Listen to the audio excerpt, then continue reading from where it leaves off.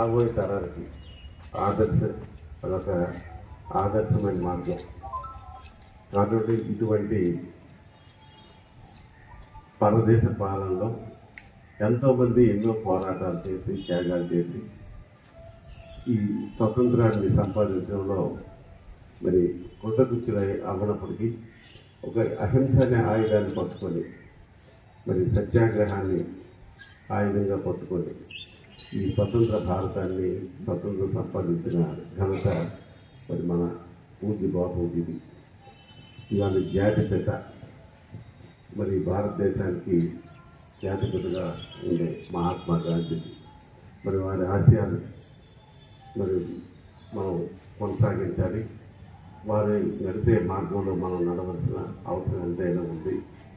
అలాగే అతను గ్రామాల కన్నా గ్రామ స్వరాజ్యాన్ని సాధించాలి.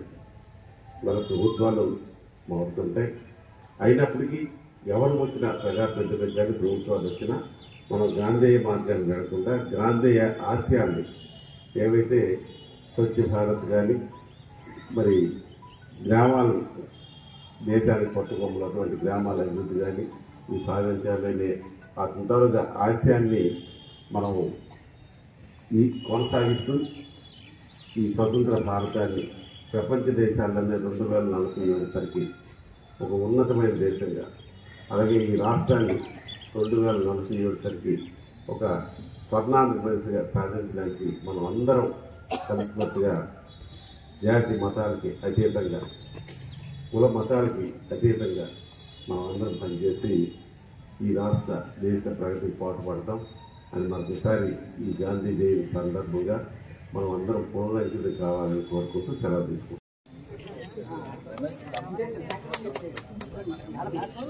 బాగుందండి ముగ్గురు కలిసి రమేష్ మధ్యలో జైలు పట్టి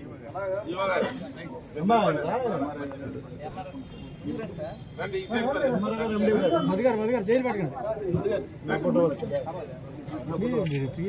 ఈ ఫోటో కట్ అయిపోయిందా సార్ ఒకసారి